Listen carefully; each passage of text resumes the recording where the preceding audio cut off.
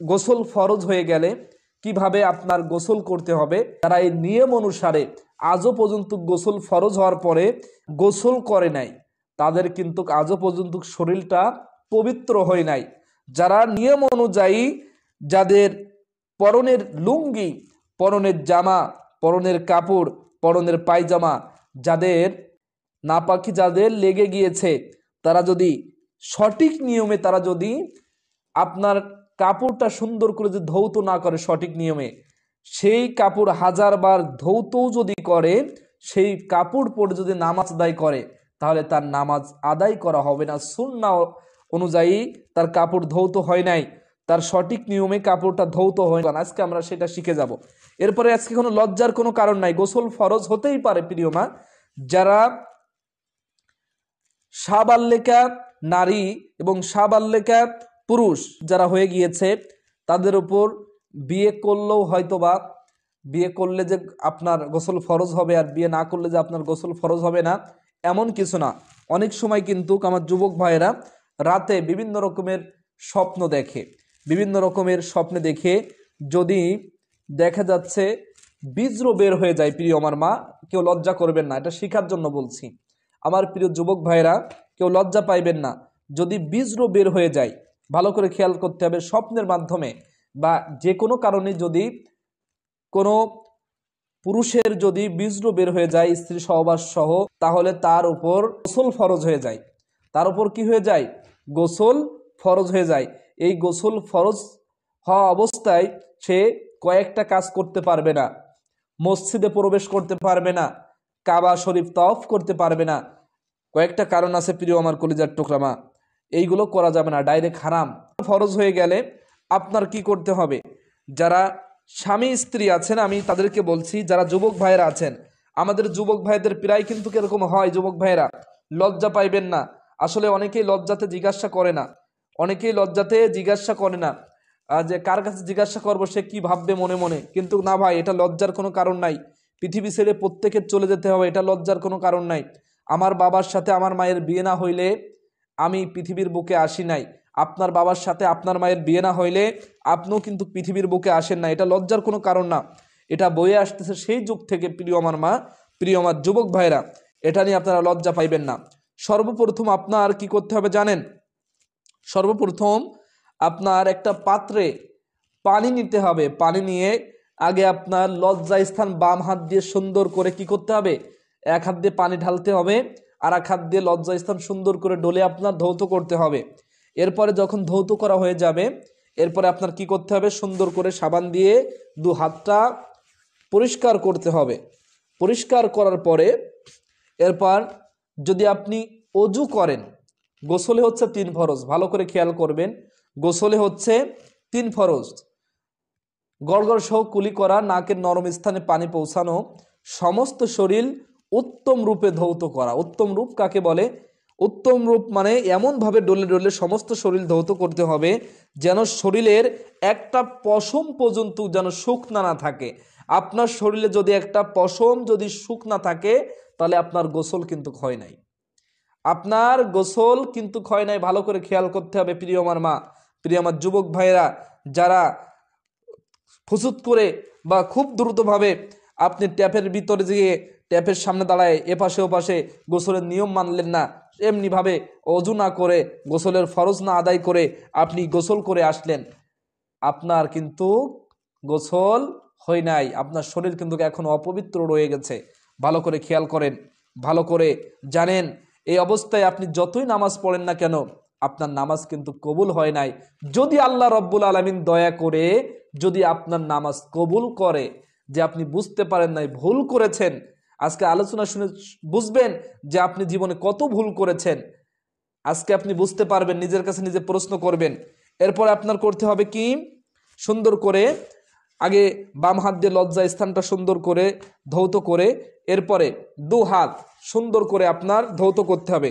আপনি এতটুকু খেয়াল রাখবেন, আপনি যদি ট্যাপে গোসল করেন, আপনি যদি ট্যাপে গোসল করেন, বালতি ভরে যদি আপনি পানি নেন, আপনার ওই হাতে যে ময়লাটা জড়াই থাকবে, খবরদার যেন ওই বালতির যেন আপনার এই বাম হাতের কোনো এক যেন পানি বা এই ময়লা ধুয়ে যেন আপনার ওই বালতির মধ্যে পানি না যায়, তাহলে কিন্তু আপনার ওই বালতিতে যত পানি থাকবে শত পানি কিন্তু আপনার নাপাক হয়ে যাবে।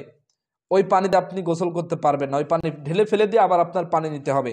এই জন্য আপনার একটা যদি একটা গোসলখানায় গোসল করেন, যদি একটা পাত্রতে বালতিতে আপনি পানি রাখেন, সেই পানিটা ভিতরে আপনার মগ দিয়ে সেই পানিটা উঠাইতে হবে, একটু দূরে সরে যেয়ে সুন্দর করে পবিত্রতা মানে ধৌত করে তখন আপনার আসতে হবে, ভালো করে খেয়াল করতে হবে।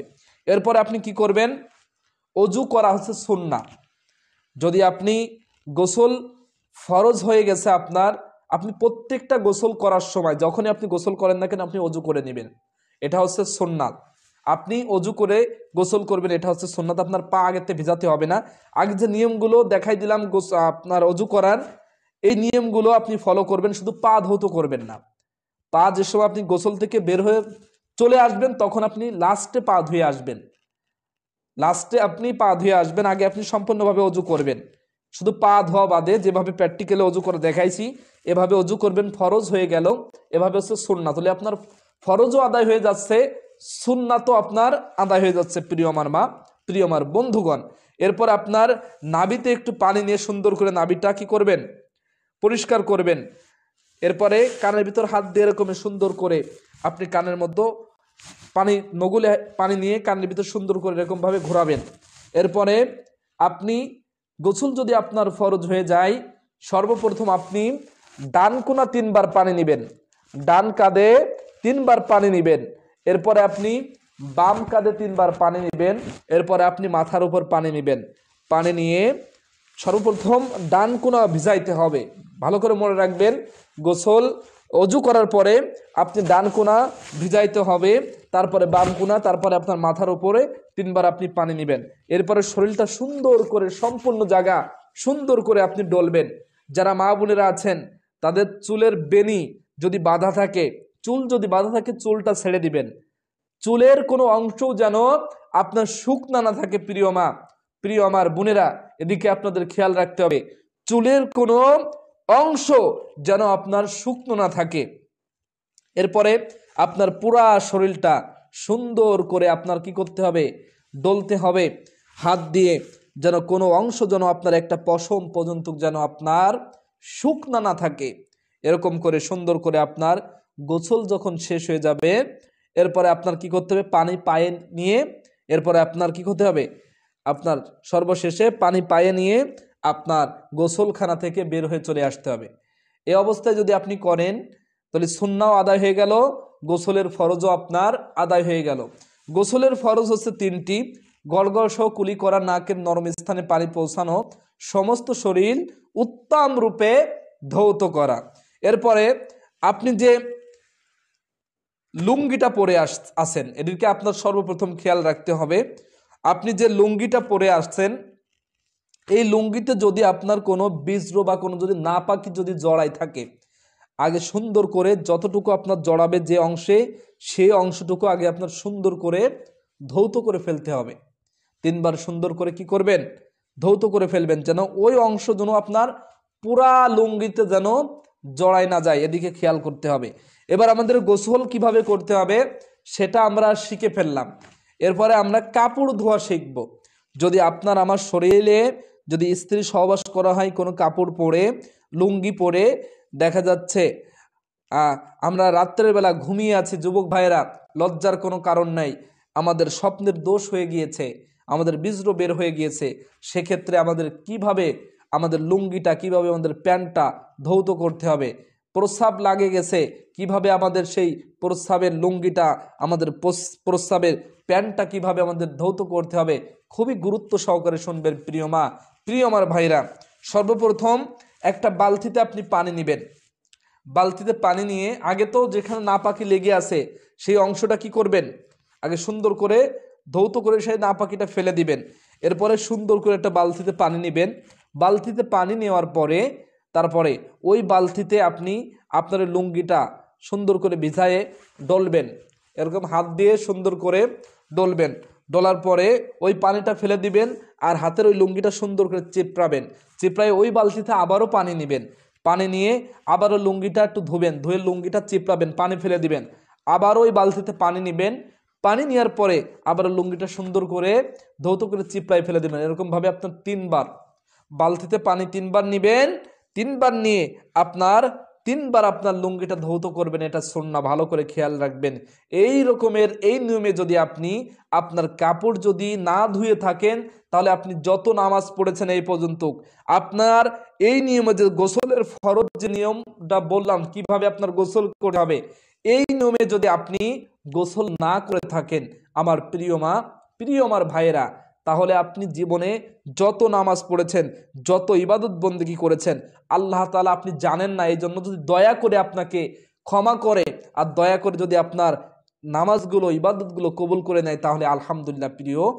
তবে অবশ্যই আমরা ভুল করে এতদিন যারা গোসল কিভাবে ফরজ হইলে কিভাবে আমাদের গোসল করতে হবে, কিভাবে অজু করতে হবে, এই নিয়ম কারণ যদি আমরা না জেনে এতদিন করে আসছি প্রিয় ভাই, আল্লাহ তাআলার কাছে মাপ চাইবো আর আমরা ইস্তিগফার পাঠ করব, ক্ষমা চাইবো আল্লাহ তাআলার কাছে, বলবো আল্লাহ আমি তো ভালো করে বুঝতে পারি নাই কিভাবে গোসল ফরজ হইলে কিভাবে গোসল করতে হয়, কিভাবে অজু করতে হয় বুঝতে পারি নাই। আল্লাহ এতদিন পর্যন্ত যে তোমার ইবাদত বন্দেগী করেছি, আল্লাহ তুমি ইবাদত বন্দেগী কবুল করে নিও, আল্লাহ তুমি আমাকে মাফ করে দিও।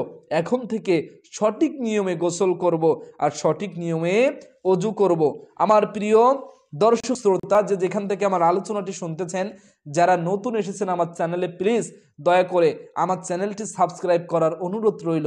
আপনার একটা সাবস্ক্রাইবই পারে কোরআন হাদিসের আলোচনা হাজার হাজার মানুষের কাছে পৌঁছায় দিতে। প্লিজ দয়া করে, আপনার গুনাহ হবে না প্রিয় ভাই, দিনই কথা আপনার একটু মানুষের কাছে পৌঁছায় দেন, আপনার সওয়াব হবে, আপনার গুনাহ হবে না প্রিয় মা,